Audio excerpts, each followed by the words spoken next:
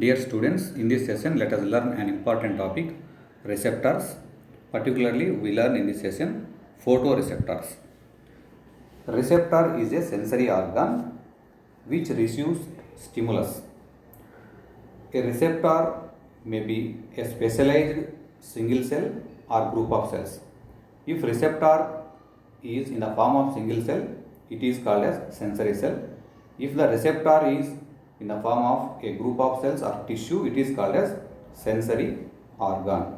The most common receptors are those connected with the familiar five senses, namely sight, hearing, touch, smell and taste. Based on the type of the stimulus, the receptors are different types. Chemoreceptors.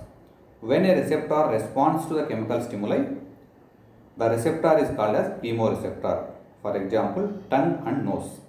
Photoreceptors. When a receptor is stimulated by light, it is called as photoreceptors. Example, eyes. Mechanoreceptors.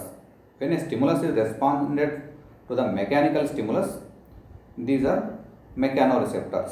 For example, ear, skin, some sensory organs like ampulla, pharyngeal. Thermoreceptors. When a receptor is stimulated by temperature, it is called as thermoreceptor. For example, skin. Now we learn about photoreceptors. Eyes. The photoreceptors receives light stimulus.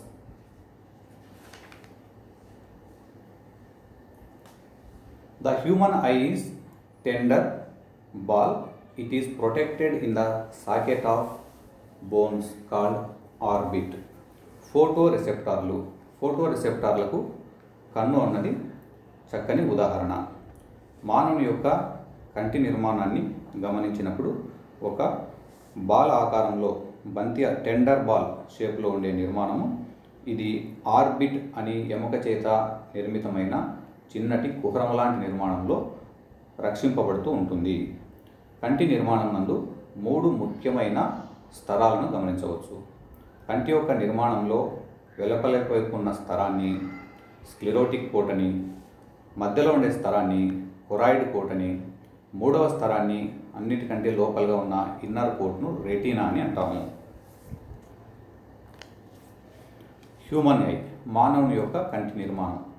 మానవుని యొక్క కంటి నిర్మాణంలో ముఖ్యంగా 3 స్తరాలు గమనించవచ్చు. వాటితో పాటుగా వివిధ భాగాలను కూడా గుర్తించవచ్చు. ఇక్కడ పిక్చర్లో మనం sclerotic, choroid, retina, iris, pupil, cornea, aqueous humour, vitreous humour, blind spot, yellow spot, optic nerve, lens అనే ఈ భాగాలన్నిటి కూడా క్లియర్గా గమనించగలము. కంటి యొక్క నిర్మాణము మరియు పనిచేయు విధానం అన్నది సులువుగా అర్థం చేసుకోవడానికి కంటి యొక్క నిర్మాణంలోని వివిధ భాగాలను మనం క్షుణ్ణంగా పరిశీలించాలి. మొదటి లేయర్ స్క్లీరా. కంటిలోని వెలుపల వైపు ఉన్న స్తరాన్ని స్క్లీరా అని అంటాము. This is outer white layer. It is formed of tough fibrous capsules. It is a white layer. It maintains the shape of the eyes and protects it. The eye muscles are attached to the outside of the sclera. కంటిలోని కండరాలు స్క్లీరా అనే త్వచానికి అంటుకొని ఉంటాయి. The front of the sclera is transparent and is called as cornea. స్క్లీరాకు అంటే కంటిలో ముందు వైపుగా ఉండే ప్రాంతంలో స్క్లీరా అన్నది ట్రాన్స్పరెంట్గా ఉంటుంది. పారదర్శకంగా ఉండే ఆ స్క్లీరా త్వచాన్ని కార్నియా అని చెప్పవచ్చు. The eye is protected in front on its outer surface by కంజక్టివా.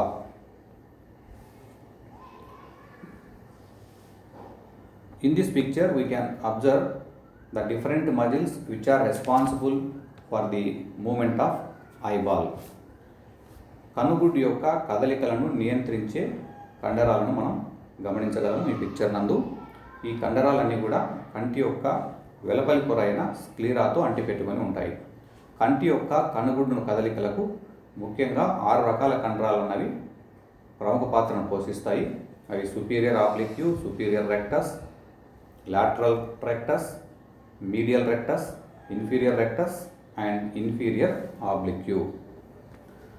కంటి యొక్క నిర్మాణంలోని రెండవ స్తరము choroid. The choroid coat is the middle layer. It is formed of blood vessels and non-reflecting pigments. In this layer, non-reflecting pigments also there. The front portion of choroid is interrupted by a small opening that is called as pupil. The region of the choroid visible through the cornea and surrounding the pupil as a colored band is called as iris. రెండవ స్తరంలో pupil మరియు iris అనే ప్రముఖ భాగాలు మనం గుర్తించవచ్చు. Iris అన్నది కెమెరాలోని diaphragm మాదిరిగా పనిచేస్తూ ఉంటుంది. The iris functions as diaphragm of camera. Iris can regulate the increase and decrease the size of the pupil. Pupil అనేది సన్నటి గొట్టం లాంటి నిర్మాణం. ప్యూపుల్ అన్నది కాంతిని గ్రహించి కాంతిని తన గుండా ప్రసరింపజేసి రెటీనాలోని కాంతికి గ్రాహక కణాలైన కోన్స్ మరియు రాడ్స్ కణాల మీదుగా ప్రసరింపచేయడానికి తోడ్పడే చిన్నటి గొట్టం లాంటి ఖాళీ నిర్మాణాన్ని ప్యూపుల్ అని అంటాము. ప్యూపుల్ యొక్క పరిమాణాన్ని పెంచడానికి మరియు తగ్గించడానికి ఐరిస్లోని కండరాలను తోడ్పడుతూ ఉంటాయి. The expansion and contraction of iris is brought about by 2 sets of muscles. They are circular and radial muscles. Circular మరియు రేడియల్ మజిల్స్ అనే ఈ కండరాల యొక్క కంట్రాక్షన్ మరియు ఎక్స్పాన్షన్ వల్ల ప్యూపుల్ యొక్క పరిమాణం అన్నది పెరుగుతూ తగ్గింపబడుతూ ఉంటుంది. ప్యూపుల్ను అంటుకొని లెన్స్ అనే నిర్మాణం, కటకము అనే నిర్మాణం అనేది ఉంటుంది. The pupil is occupied by a lens. In this picture we can clearly observe contracted pupil and dilated pupil. ఇక్కడ చూపించిన పటంలో మనము క్లియర్గా గుర్తించగలుగుతాం. కంట్రాక్టెడ్ ప్యూపుల్లో ప్యూపుల్ అనేది చిన్న పరిమాణంలో ఉన్నది. డైలేటెడ్ ప్యూపుల్ అనేది ప్యూపుల్ చాలా పెద్ద పరిమాణంలో ఉంటుంది. ఈ విధంగా ప్యూపుల్ యొక్క పరిమాణం అన్నది పెరగడానికి మరియు తగ్గడానికి ఐరిస్లోని కండరాలు ప్రముఖ పాత్రను పోషిస్తూ ఉంటాయి. ఐరిస్లో ఉండే సర్క్యులర్ అండ్ రేడియల్ మజిల్స్ అన్నవి ప్యూపుల్ యొక్క పరిమాణాన్ని పెంచడానికి మరియు తగ్గించడానికి తోడ్పడుతూ ఉంటాయి. కంటిలోని మూడవ పొర. కంటిలోని రెండవ పొర అయిన కొరాయిడ్ అన్నది నిశాచర జీవులలో టపేటం అనే ప్రత్యేకమైన పొరగా ఏర్పడి ఉంటుంది. టపేటం అనే పొర కాంతిని పరావర్తనం చేయగలిగే సామర్థ్యాన్ని కలిగి ఉంటుంది. అందువల్ల నిశాచర జీవులు అనగా నాక్టూర్నల్ ఆర్గానిజమ్స్ రాత్రి వేళ సంచరించేటప్పుడు వాటి కళ్ళ నుండి కాంతి అన్నది మెరుస్తున్నట్లుగా కనిపిస్తూ ఉంటుంది. కావున నిశాచర జీవులలో వాటి యొక్క కళ్ళు రాత్రి సమయంలో మెరవడానికి కారణం టపేటం అనే స్తరము. కొరాయిడ్ స్తరం నందు టపేటం అనే స్తరంగా ఏర్పడిన ప్రత్యేకమైన స్తరం అనేది ఉంటుంది. దీని కారణంగా నిశాచర జీవుల యొక్క కళ్ళు అనేవి రాత్రి సమయంలో మెరుస్తూ ఉంటాయి. మూడవ పొర రెటీనా. కంటిలోని మూడవ పొర రెటీనా. అతి ముఖ్యమైన పొర రెటీనా అన్నది. అదేవిధంగా కంటిలో కటకాన్ని మనం గుర్తించవచ్చు. దీన్నే మనం లెన్స్ అని చెప్పవచ్చు. లెన్స్ అనేది ప్యూపుల్కు దగ్గరగా అమరి ఉండే నిర్మాణము.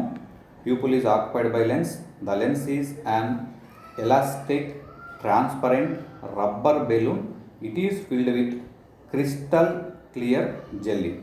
లెన్స్ అన్నది ఒక బెలూన్ లాంటి నిర్మాణం, ఎలాస్టిక్ సాగే తత్వాన్ని కలిగి ఉండే ఒక రబ్బర్ బెలూన్ లాంటి నిర్మాణం. ఇది ఒక జెల్లీ లాంటి పదార్థం చేత, క్రిస్టల్ క్లియర్ జెల్లీ లాంటి పదార్థం చేత నింపబడిన ఒక రబ్బర్ బెలూన్ లాంటి ట్రాన్స్పరెంట్ నిర్మాణము. కంటిలోని అతి ముఖ్యమైన మూడవ భాగం retina. Retina is the inner most layer of eyeball. Retina contains a specialized photosensitive cells. కంటి యొక్క రెటీనాలో ఫోటో సెన్సిటివ్ సెల్స్ అనేవి ఉంటాయి. రెటీనా కెమెరాలోని ఫిలిం లాగా పనిచేస్తూ ఉంటుంది. కంటిలోని ఐరిస్ అన్నది కెమెరాలోని డయాఫ్రమ్గా పనిచేస్తుంది. కంటిలోని రెటీనా అన్నది ఫోటో ఫిలిం మాదిరిగా పనిచేస్తూ ఉంటుంది. వస్తువు యొక్క ప్రతిబింబ కిరణాలు ప్రచోదనాలుగా మార్చి దృక్నాడి ద్వారా మెదడులోని దృష్టి లంబికలకు చేరవేయడంలో రెటీనా ప్రముఖ పాత్రను కలిగి ఉంటుంది. రెటీనాలో అతి ముఖ్యమైన ప్రత్యేకమైన ఫోటో సెన్సిటివ్ సెల్స్ రాడ్స్ మరియు కోన్స్ అనే నిర్మాణాలు ఉంటాయి. రాడ్స్ అన్నవి సిలిండ్రికల్ షేపులో స్తూపాకారంగా ఉండే నిర్మాణాలు, కోన్స్ అన్నవి పిరమిడ్ షేపులో ఉండే నిర్మాణాలు. మానవుని యొక్క కంటిలో దాదాపుగా 100 మిలియన్ల రాడ్లు ఉంటాయి. అదేవిధంగా 7 మిలియన్ల కోన్స్ అన్నవి మానవుని కంటిలో ఉంటాయి. రాడ్స్ అన్నవి రొడాప్సిన్ అనే వర్ణక పదార్థాన్ని కలిగి ఉంటాయి. A pigment which is present in rods, that is rhodopsin. In the cones also they contain another pigment that is iodopsin. కోన్స్లో అయోడాప్సిన్ అనే ప్రత్యేకమైన వర్ణక పదార్థం అన్నది ఉంటుంది. మానవుని కంటిలో 3 రకాల కోన్స్ అన్నవి గుర్తించవచ్చు. వివిధ రకాల కోన్స్ వివిధ రకాలైన వర్ణకాలను కలిగి ఉంటాయి. కొన్ని రకాల కోన్స్ అన్నవి లేదా శంకు కణాలు పోర్ఫైరిన్ అనే వర్ణకాన్ని కలిగి ఉంటాయి. ఇవి ఎరుపు వర్ణాన్ని గుర్తించడానికి తోడ్పడతాయి. అదేవిధంగా అయోడాప్సిన్ను కలిగి ఉన్న కోన్స్ అన్నవి గ్రీన్ కలర్ను గుర్తించడానికి తోడ్పడతాయి. మరియు సైనాప్సిన్ అనే వర్ణకాన్ని కలిగిన కోన్స్ బ్లూ వర్ణాన్ని గుర్తించడానికి తోడ్పడతాయి. ఈ 3 వర్ణాలు కూడా ప్రైమరీ కలర్స్గా చెప్పవచ్చు. కావున కోన్స్ అన్నవి ప్రైమరీ కలర్స్ను గుర్తించడానికి తోడ్పడే నిర్మాణాలు.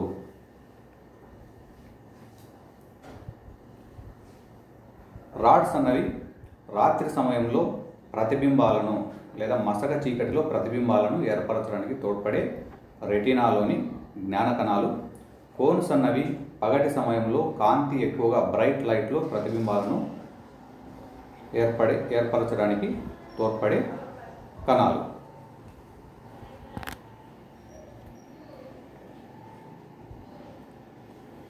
ఛాంబర్స్ కంటిలోని ఖాళీ ప్రాంతాలు.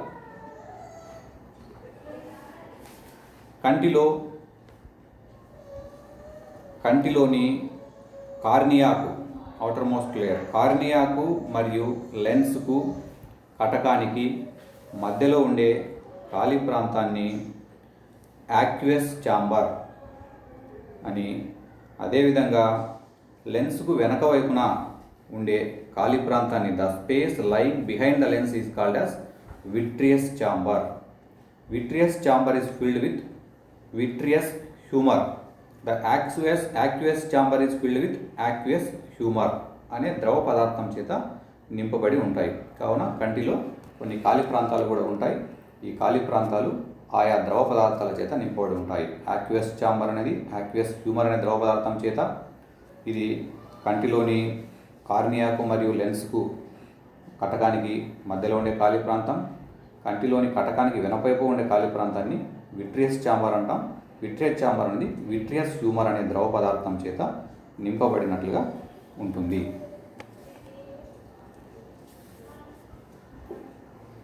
Vision. Physiology of vision. The ability to see object is called as vision. Vision is the result of photochemical reaction occur in the rods and cones. Rods and cones are photosensitive cells which are present in the retina. రెటీనాలో ఉండే రాడ్లు మరియు కోన్లలో జరిగే photochemical రియాక్షన్ల ఫలితంగా vision లేదా దృష్టి లేదా ప్రతిబింబం అన్నది ఏర్పడుతూ ఉంటుంది. కాంతి అన్నది కంటిలోనికి ప్రసరించే వరుస క్రమాన్ని మనం గమనించినప్పుడు మొదటగా కాంతి అన్నది కార్నియా నుండి pupil, aqueous humour, then lens, vitreous humour, rods and cones, then nerve fibers. These nerve fibers formed as optic nerve. కంటిలోని రాడ్స్ మరియు కోన్స్ యొక్క నిర్మాణాన్ని మనం గమనించినప్పుడు their inner segment is connected with nerve fibres. Rods మరియు cones అనే special photo sensitive cells యొక్క inner segment నందు నర్వ్ ఫైబర్ అనే నిర్మాణం అన్నది ఉంటుంది. Each cone has separate nerve fibre. ఒక్కొక్క కోన్కు ఒక సపరేట్ నర్వ్ ఫైబర్ అనేది ఉంటుంది. But many rods are connected to a single nerve fibre. Rods అన్నవి కొన్ని రాడ్స్ అని కలిసి ఒకే నర్వ్ ఫైబర్తో కనెక్ట్ కాబడినట్లుగా ఉంటాయి. ఈ విధంగా ఈ నర్వ్ ఫైబర్స్ అన్నీ కూడా కంటి నుంచి బయటికి వచ్చిన తర్వాత all the nerve fibres converge towards the posterior side of the I where they leave the I as an optic nerve. ఈ నాడీ తంతువులు అన్నీ కూడా కంటి నుంచి బయటకు వచ్చిన తర్వాత ఒకే నాడిగా ఏర్పడతాయి. దాన్ని మనం ఆప్టిక్ నర్వ్ అని చెప్తాం. ఆప్టిక్ నర్వ్ అన్నది ఈ ఇమేజ్ని, ఈ ఫోటో కెమికల్ రియాక్షన్ రూపంలో ఉన్న ఇమేజ్ని మెదడుకు చేర్చి మెదడులో ప్రతిబింబం అన్నది దానికి సంబంధించిన ప్రతిబింబం ఏర్పడడానికి కారణమవుతుంది. When the light hits the rods and cones it causes the photo chemical reaction. దృష్టి అన్నది జంతువులలో ముఖ్యంగా 2 రకాల దృష్టిని మనం గమనించగలము. Binocular vision and monocular vision. Binocular vision is 2 eyes is able to perceive a single 3-dimensional image. 2 కళ్ళు కూడా ఒకే ఒక త్రిమితీయ దృశ్యాన్ని ఏర్పరచగలిగితే అలాంటి దృష్టిని బైనాక్యులర్ దృష్టి అంటాము. బైనాక్యులర్ దృష్టిని కలిగి ఉన్న జీవులలో 2 కళ్ళు కూడా దగ్గరగా అమరినట్లుగా ఉంటాయి. 2 కళ్ళు కూడా పక్కనే అమరినట్లుగా ఉంటాయి. In binocular vision seeing one object by 2 eyes. 2 కళ్ళతో కూడా ఒకే ఇమేజ్ని చూడగలిగే ఇలాంటి దృష్టిని బైనాక్యులర్ దృష్టి అని చెప్పవచ్చు. 2వ రకానికి సంబంధించిన దృష్టి monocular vision. Ability to see 2 object at once. ఒకే సమయంలో 2 ప్రతిబింబాలను చూడగలిగే సామర్థ్యాన్ని, అలాంటి దృష్టిని మోనాక్యులర్ విజన్ అని చెప్తాం. మోనాక్యులర్ విజన్ అన్నది కొన్ని రకాల జంతువులలో మనం గమనించవచ్చు. మోనాక్యులర్ విజన్ను కలిగి ఉండే జీవులలో వాటి యొక్క నేత్రాలు అన్నవి వాటి తలకు పార్శ్వతలంగా దూరంగా అమరి ఉంటాయి. ఒక నేత్రం అన్నది వాటి తలలో ఒకవైపు పార్శ్వతలంలో ఉంటే మరొక నేత్రం అన్నది మరొక ఆపోజిట్ పార్శ్వతలంలో దూరంగా అమరినట్లుగా ఉంటాయి. మోనాక్యులర్ విజన్లో కన్ను అన్నది ఒక కన్ను ఒక ప్రత్యేకమైన ప్రతిబింబాన్ని ఏర్పరచగలదు. Ability to see 2 objects at once. ఒకేసారి 2 ప్రతిబింబాలను కూడా ఏర్పరిచే సామర్థ్యం అనేది దీంట్లో గుర్తించవచ్చు. ఉదాహరణకు కప్ప, కుందేలు, గుర్రము, అన్ని పశువులు, అన్ని ఎనిమల్స్లో కూడా మోనాక్యులర్ విజన్ అనేది గమనించవచ్చు. పక్షులలో ప్రత్యేకమైన దృష్టిని కలిగి ఉంటాయి. దాన్ని టెలిస్కోపిక్ విజన్ అంటారు. టెలిస్కోపిక్ విజన్ అనగా సుదూర ప్రాంతం నుంచి కూడా ఆబ్జెక్టును క్లియర్గా చూడగలిగే సామర్థ్యాన్ని టెలిస్కోపిక్ విజన్ అని చెప్పవచ్చు. ఈ విధంగా జీవులలో బైనాక్యులర్ విజన్, మోనాక్యులర్ విజన్ మరియు టెలిస్కోపిక్ విజన్ అనే వివిధ రకాల దృష్టిని మనం గమనించగలము. Photochemical reaction. మానవుని కంటిలోని రెటీనాలో ఉండే రాడ్స్ మరియు కోన్స్లో ఫోటోకెమికల్ రియాక్షన్ ఫలితంగా ప్రతిబింబాలు ఏర్పడతాయి. రాడ్స్లో ఉండే రసాయనిక పదార్థమైన పిగ్మెంట్ రొడాప్సిన్ ఫోటోకెమికల్ రియాక్షన్ ఫలితంగా రొడాప్సిన్ పైన కాంతి అన్నది ప్రభావితం చేయబడినప్పుడు రాడ్స్లో ఉండే రొడాప్సిన్ అనే పదార్థం ల్యూమిరొడాప్సిన్ చాలా త్వరితగతిన రొడాప్సిన్ అనేది అనేక కెమికల్ రియాక్షన్ మార్పులకు లోనవుతూ ఉంటుంది. ల్యూమిరొడాప్సిన్, మెటారొడాప్సిన్ అనేది రెటినిన్ మరియు ఆప్సిన్ అనే పదార్థాలుగా విడిపోతుంది. ఈ పదార్థాలు ఉద్దీపనాలను, స్టిములస్ను తయారు చేసి తరంగాల రూపంలో సమాచారాన్ని ఆప్టిక్ నర్వ్ ద్వారా మెదడుకు చేరవేస్తూ ఉండి ప్రతిబింబాన్ని ఏర్పరచడానికి తోడ్పడుతూ ఉంటాయి. అదేవిధంగా రాడ్స్లో ఉండే రొడాప్సిన్ అనే వర్ణక పదార్థము రాడ్స్ పైన కాంతి ప్రభావితం కాబడటం వల్ల ఐడాప్సిన్ అనే పదార్థం లుమి ఐడాప్సిన్, మెటా ఐడాప్సిన్ మరియు మెటా ఐడాప్సిన్ అన్నది రెటినిన్ ఫోటాప్సిన్ అనే పదార్థాలుగా విడిపోయి కాంతి తరంగాల రూపంలో సమాచారం అన్నది మెదడులోని ఆప్టిక్ లోబ్స్కు చేర్చబడుతూ ఉంటుంది. ఈ విధంగా దృశ్యాలు ఏర్పరచడానికి, ఇమేజ్ని ఏర్పరచడంలో ఈ ఫోటోకెమికల్ రియాక్షన్ అన్నది తోడ్పడుతూ ఉంటుంది. ఫోటోకెమికల్ రియాక్షన్ ఆ విధంగా వచ్చే మార్పుల ఫలితంగా ఐడాప్సిన్, రొడాప్సిన్లో వచ్చే మార్పుల ఫలితంగా ఆ ఇమేజ్లన్నీ కూడా నాడీ తంతువులు గ్రహించి మెదడుకు చేరవేస్తూ ఉంటాయి. Cells on retina trigger A nerve impulse. Nerve cells send an electrical signal to the brain via optic nerve. ఈ విధంగా ఉత్పన్నమైన ఎలక్ట్రికల్ సిగ్నల్స్ను ఆప్టిక్ నర్వ్ అన్నది మెదడుకు చేరవేర్చి ప్రతిబింబాన్ని ఏర్పరచడానికి కారణమవుతుంది.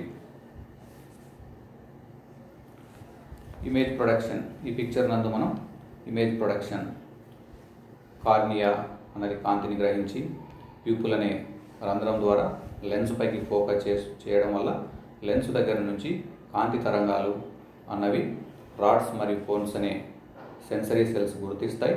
ఈ సెన్సరీ సెల్స్లో జరిగే ఫోటోకెమికల్ రియాక్షన్ల ఫలితంగా ఉద్దీపనాలు ఏర్పడి ఇవి నాడీ తంతువుల ద్వారా ఆప్టిక్ నర్వ్తో మెదడుకు చేరబడుతూ ఉంటాయి.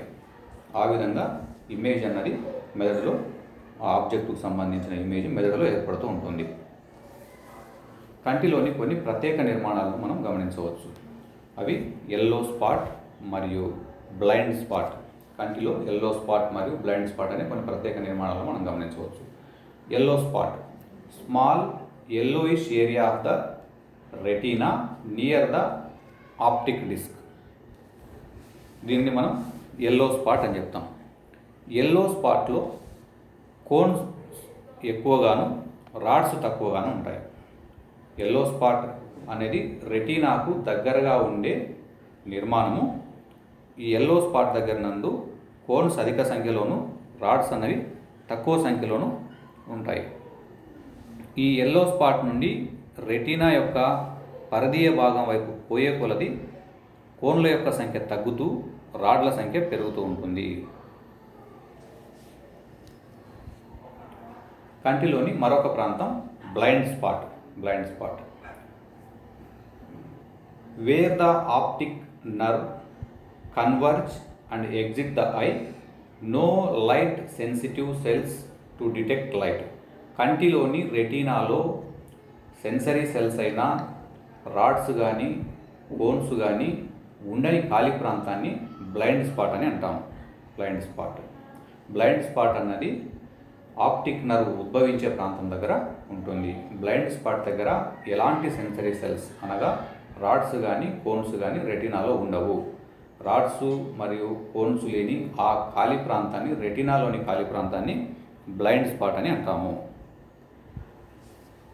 కంటి యొక్క నిర్మాణంలో స్లీమ్ కెనాల్, స్లీమ్ కాలువ అనే ప్రత్యేకమైన చిన్నటి గొట్టం లాంటి నిర్మాణాన్ని గమనించవచ్చు. ఇది ఆక్వెస్ ఛాంబర్ నుంచి ఆక్వెస్ ద్రవాన్ని కనుగుడ్డు నుంచి బయటికి తొలగించడంలో తోడ్పడుతూ ఉంటుంది. స్లీమ్ కెనాల్ అన్నది కనుగుడ్డు నుంచి, కనుగుడ్డులోని ఆక్వెస్ ఛాంబర్లోని ఆక్వెస్ ద్రవాన్ని కనుగుడ్డు నుంచి బయటికి తొలగించడంలో తోడ్పడుతూ ఉంటుంది. విజన్ ప్రాబ్లం, దృష్టి లోపాలు,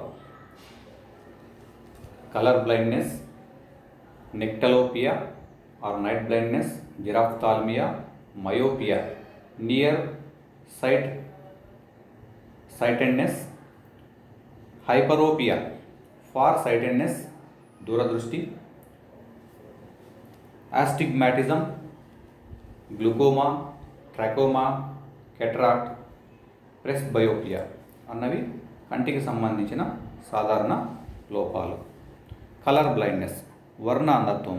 వర్ణ అంధత్వం అనేది లింగ సహలగ్న అనువంశిక సంబంధమైన వ్యాధి.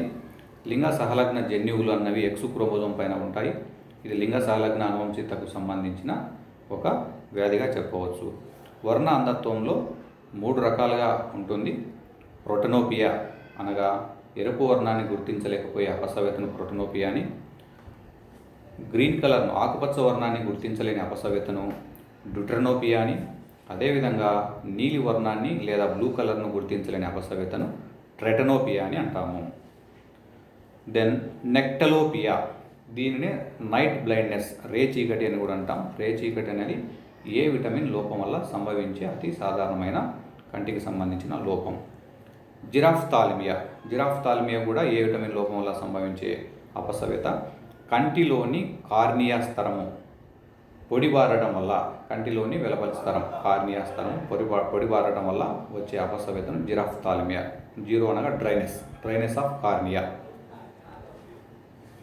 మయోపియా, దీనిని షార్ట్ సైట్, హ్రస్వదృష్టి అని కూడా అంటాము. ఈ దృష్టి లోపం నందు దగ్గరి వస్తువులు మాత్రమే స్పష్టంగా చూడగలిగే సామర్థ్యాన్ని కలిగి ఉంటారు.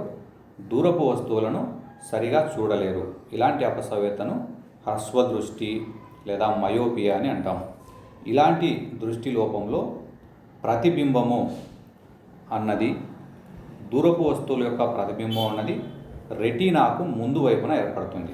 దూరపు వస్తువుల యొక్క ప్రతిబింబం రెటీనాకు ఫ్రంట్ వైపున ఏర్పడుతుంది. అందువల్ల దూరపు వస్తువులు స్పష్టంగా కనిపించవు. కావున మయోపియా నందు దగ్గర ఉన్న వస్తువులు మాత్రమే క్లియర్గా చూడగలుగుతారు. దూరంగా ఉండే వస్తువులు సరిగా చూడలేరు. దీనికి కారణం దూర వస్తువులకు సంబంధించిన ప్రతిబింబాలు రెటీనాకు ముందు వైపున ఏర్పడతాయి. మయోపియా లేదా హ్రస్వదృష్టి యొక్క నివారణకు పుటాకార కటకాలను ఉపయోగిస్తారు. దెన్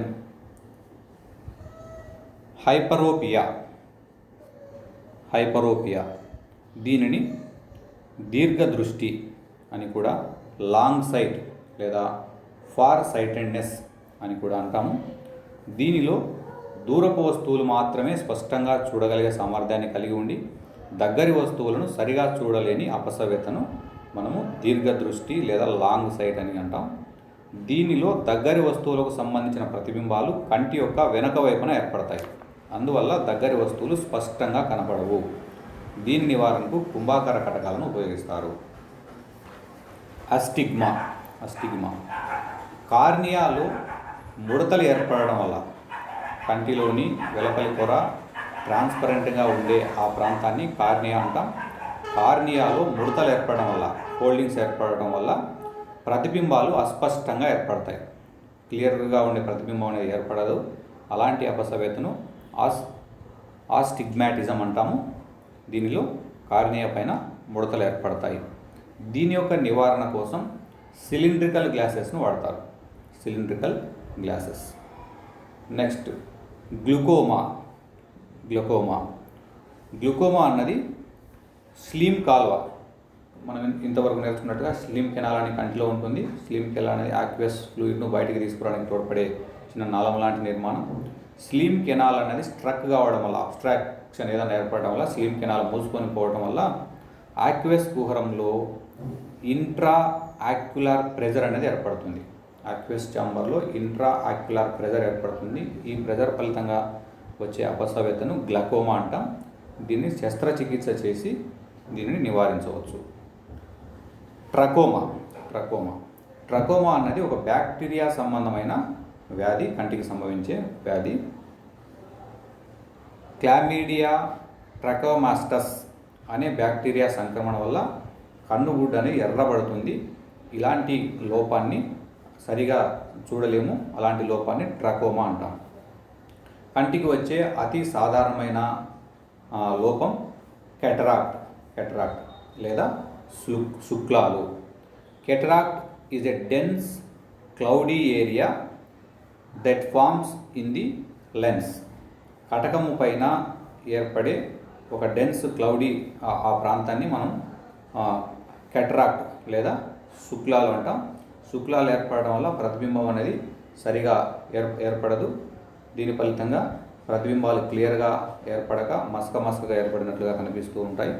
అందువల్ల దీని నివారణ కూడా శస్త్రచికిత్స ద్వారా తొలగించవచ్చు. కెటరాక్ట్ అనేది సాధారణంగా ప్రోటీన్ల యొక్క జీవక్రియ లోపం వల్ల సంభవించే అపసవ్యత.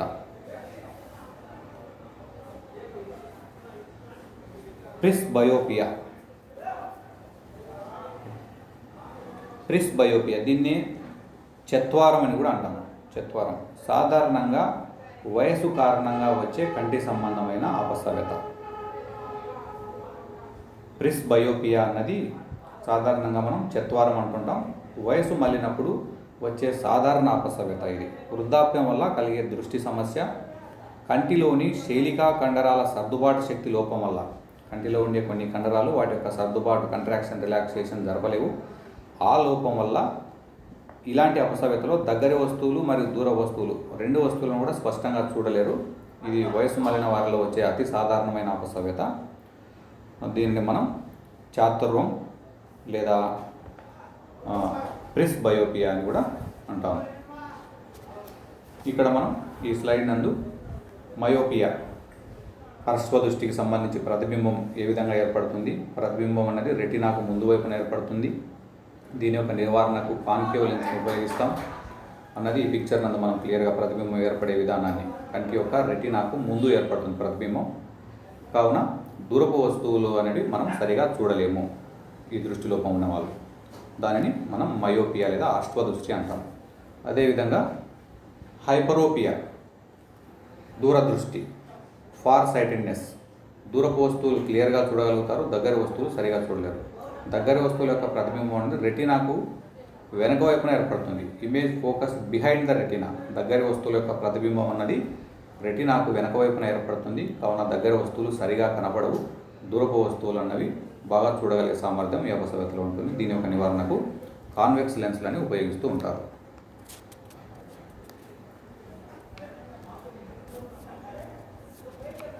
Thank you.